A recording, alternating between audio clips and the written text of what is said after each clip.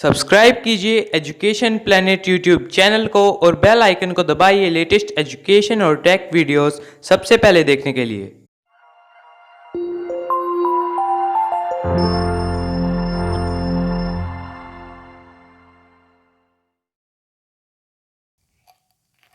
प्रिय विद्यार्थियों, आपका स्वागत है एजुकेशन प्लेनेट नोहर चैनल पर। और अब हम पढ़ रहे हैं कक्षा 6 हिंदी की पुस्तक वसंत, उसका पाठ 9 टिकट एल्बम। तो सबसे पहले हम बात करते हैं इसके हेडिंग की। पाठ का जो शीर्षक है टिकट एल्बम। तो टिकट का मतलब क्या है, एल्बम का मतलब क्या है? टिकट का मतलब यहाँ पे डाक टिकट से है और एल्बम का मतलब होता है संग्रह, यानी डाक टिकट का संग्रह। आपने फ़ोटो का भी एल्बम देखा होगा, उसमें फ़ोटो का संग्रह होता है और ये टिकट एल्बम डाक टिकटों का संग्रह है। तो सबसे पहले हम बात करते हैं इसके लेखक के। इस पाठ के लेखक हैं सुंदरा रामस्वामी और इनका परिचय हम पहले जान लेते हैं, इसके बाद में पाठ को हम आगे बढ़ाएंगे। सुंदरा रामस्वामी का जन्म 30 मई 1931 में कन्याकुमारी, तमिलनाडु में हुआ।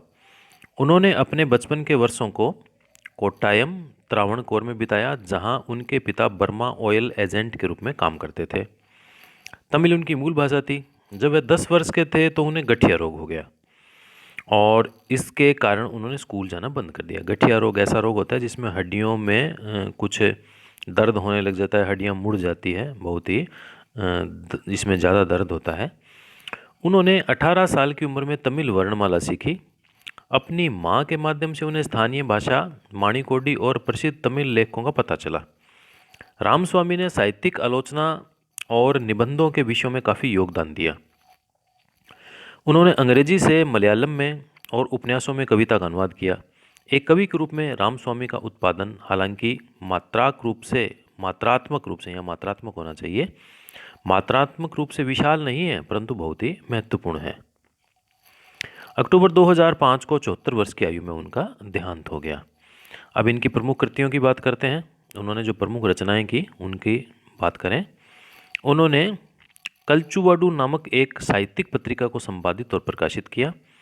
अनुवाद कार्य उन्होंने मलयालम से तमिल में ठाकजी शिवशंकारा पिल्लई के केम्मेन और थोटियूद मगन का अनुवाद किया। इन्होंने जो प्रमुख उपन्यास लिखा, ओरू, पुलिया मार्थिन कथई इनका पहला उपन्यास, कुंज धालिका बाल महिला पुरुष पहली कविता, अनकाई नागम काव्यात्मक उपनाम था इनका, पासुविया के तहत लिखी।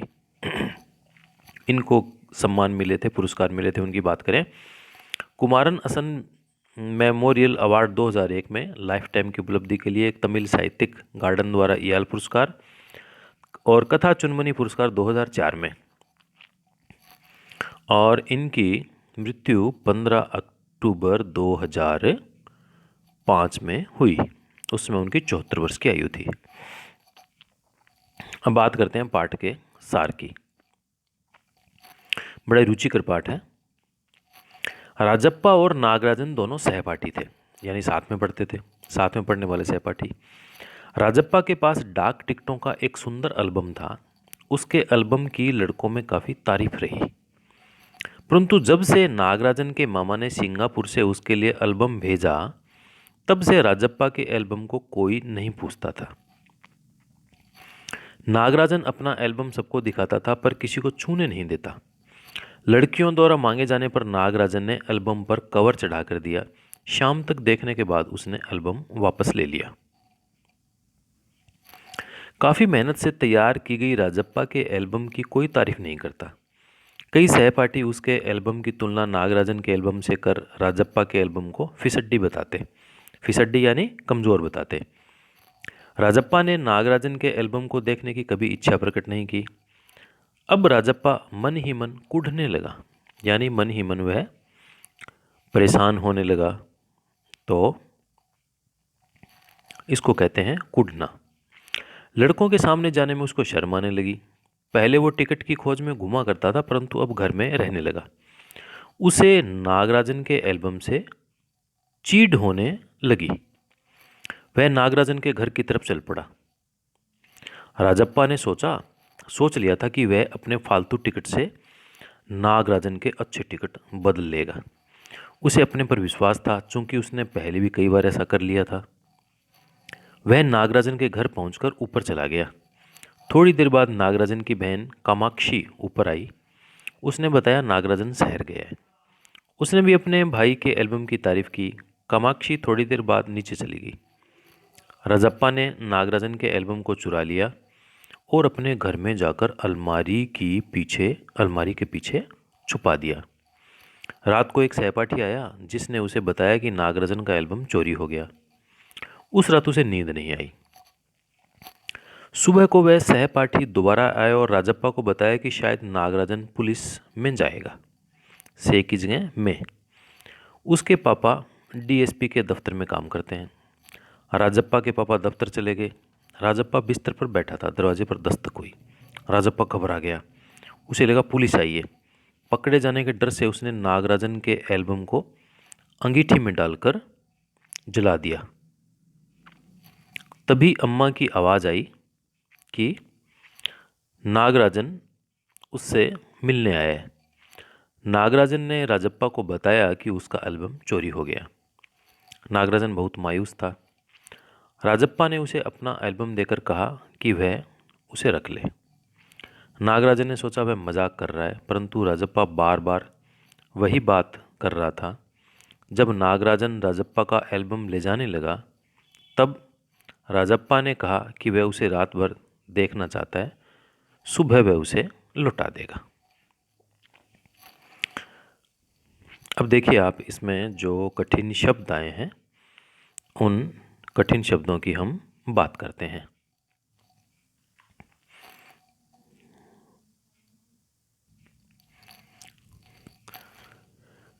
जब नागराजन राजप्पा का एल्बम ले जाने लगा, तब राजप्पा ने कहा कि वह उसे रात भर देखना चाहता है और सुबह वह उसको लौटा देगा। यानी जो राजप्पा था उसको बहुत दुख हुआ और नागराजन के जाने के बाद वह एल्बम को छाती से लगाकर फूट फूट कर रोने लगा, क्योंकि उसे दुख हुआ कि उसने नागराजन का एल्बम जला दिया है और उसके बदले में उसको अपना एल्बम उसको देना पड़ा। और अपना मेहनत का बनाया हुआ एल्बम जब उसने दिया, तो फिर अपनी मेहनत को याद करके और उसने जो गलत काम किया था, जो एल्बम चुरा के जलाया था, अपने उस काम के कारण से जो उसने कृत्य किया था, गलत कृत्य किया, उसको उस पर बहुत पछतावा हुआ और वह फूट फूट कर रोने लगा। अब इसमें जो कठिन शब्द आए हैं पाठ में, उन कठिन शब्दों को देखते हैं। चबेना, चबेना कहेंगे भुने हुए चने को। अगुआ यानी नेता या मुखिया। पगडंडी पैदल चलने से बना रास्ता। टीपना नकल लगाकर लिखना। घुड़की देना धमकाना। बधारना अपनी होशियारी दिखाने के लिए किसी बात की चर्चा करना। कोरस एक साथ मिलकर काम करना।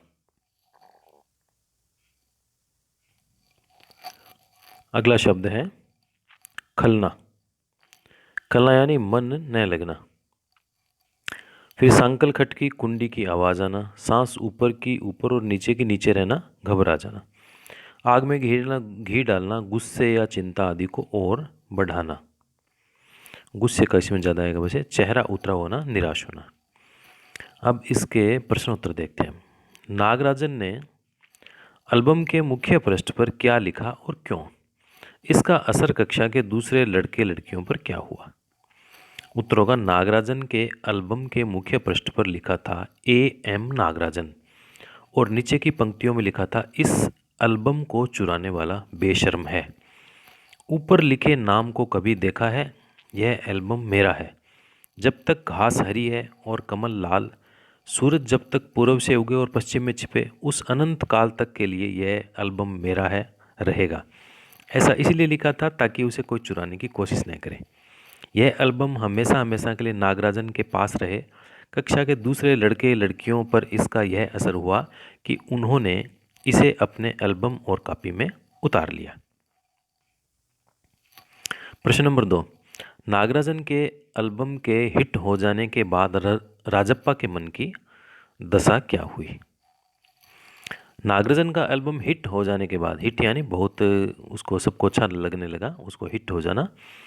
एल्बम हिट हो जाने के बाद राजप्पा मन ही मन कूदने लगा और अपने फालतू टिकटों के बदले नागराजन से कुछ अच्छे टिकट लेने की सोचने लगा ताकि उसका एल्बम और अच्छा हो जाए। लेकिन उसने मौका देखकर नागराजन का एल्बम चोरी कर लिया।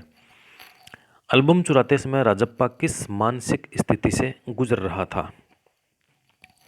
एल्बम चुराते समय राजप्पा का दिल बहुत तेज़ी से धड़क रहा था। वह बहुत घबरा रहा था कि कहीं कोई देख न ले। घर जाकर भी उसको ऐसा लग रहा था कि जैसे उसका सारा शरीर जल रहा हो। उसने रात में खाना भी नहीं खाया। उसका चेहरा भयानक हो गया था। घर के लोग उसे देखकर चिंतित हो गए थे। रात में उसे ठीक से नींद भी नहीं आई। एल्बम को तकिए के नीचे रखकर वह सो गया। प्रश्न नंबर 4, राजप्पा ने नागराजन का टिकट एल्बम अंगीठी में क्यों डाल दिया? राजप्पा ने सोचा कि नागराजन के पिता पुलिस में शिकायत करेंगे और पुलिस आकर उसे पकड़ लेगी। अप्पू ने राजप्पा को बहुत डरा दिया था। जब राजप्पा की मां ने किवाड़ खटखटाया तो राजप्पा ने समझा कि पुलिस आ गई। उसने हड़बड़ाहट में वह एल्बम अंगीठी में डाल दिया जिससे पुलिस को एल्बम का पता न चले। प्रश्न नंबर 5, लेखक ने राजप्पा के टिकट इकट्ठा करने की तुलना मधुमक्खी से क्यों की? जिस प्रकार मधुमक्खी सारा दिन दूर दूर घूम घूम कर फूलों से मकरंद चूसती है, रस चूसती है, वह शहद की एक एक बूंद इकट्ठा करती है, उसी प्रकार राजप्पा भी सारा दिन मेहनत करके दूर दूर से एक एक टिकट इकट्ठा करके लाता था। इस प्रकार राजप्पा का टिकटों का संग्रह मधुमक्खी द्वारा विभिन्न फूलों से रस लेने के समान था। इसी समानता के कारण लेखक ने उसकी तुलना मधुमक्खी से की है। फिर कहानी से आगे, इसका पहला प्रश्न है, टिकटों की तरह ही बच्चे और बड़े दूसरी चीज़ें भी जमा करते हैं। सिक्के उनमें से एक है। तुम कुछ अन्य चीज़ों के बारे में सोचो जिन्हें जमा किया जा सकता है, उनके नाम लिखो। टिकटों और सिक्कों के अतिरिक्त पेंटिंग्स, बैग, जूते या कुछ अनमोल कलाकृतियाँ जमा की जा सकती है। टिकट एल्बम का शौक रखने के राजप्पा और नागराजन के तरीके में क्या फ़र्क है? तुम अपने शौक के लिए कौन सा तरीका अपनाओगे? राजप्पा ने टिकट एकत्र करने में जी जान लगा दिया था, मेहनत की थी उसने। उसे टिकट इकट्ठा करने की धुन थी। बड़ी मेहनत से उसने अपना एल्बम तैयार किया था, परंतु नागराजन को बैठे बिठाए सुंदर सा एल्बम मिल गया था। उसके मामा जी ने सिंगापुर से उसके लिए टिकट एल्बम भेज दिया था। उसे टिकट जुटाने में कोई परेशानी नहीं हुई। यदि मुझे टिकट एल्बम बनाना हो तो मैं राजप्पा का तरीका अपनाऊंगा, क्योंकि अपनी मेहनत से कुछ बनाने और बिना मेहनत के पा लेने में फ़र्क होता है। प्रश्न नंबर 3 है, इकट्ठा किए हुए टिकटों का अलग अलग तरह से वर्गीकरण किया जा सकता है, जैसे देश के आधार पर, ऐसे और आधार सोचकर लिखो। टिकटों का वर्गीकरण निम्न आधार पर किया जा सकता है, जैसे पशु पक्षियों के आधार पर, महापुरुषों के आधार पर, सामाजिक समस्याओं के आधार पर, ऐतिहासिक घटनाक्रम के आधार पर, स्वतंत्रता संग्राम के आधार पर आदि। प्रश्न 4, कई लोग चीज़ें इकट्ठी करते हैं और Guinness book of world record में अपना नाम दर्ज करवाते हैं। इसके पीछे उनकी क्या प्रेरणा होती होगी? सोचो और अपने दोस्तों से इस पर बातचीत करो। इसका उत्तर होगा, चीज़ें इकट्ठा करने का शौक जब चरम सीमा तक पहुंच जाता है और वह दुनिया के बाकी लोगों को पीछे छोड़ देता है, तब नाम गिनीज बुक में दर्ज होता है। अक्सर प्रसिद्धि पाने की लालसा में लोग इस तरह के काम करते हैं।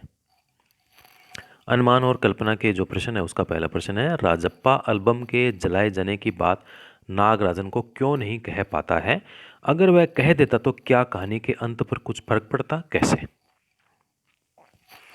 इसका उत्तर होगा, अगर राजप्पा एल्बम जलाए जाने की बात नागराजन को कहता तो नागराजन उसे ईर्ष्यालु और चोर समझता और दोनों में शत्रुता हो जाती।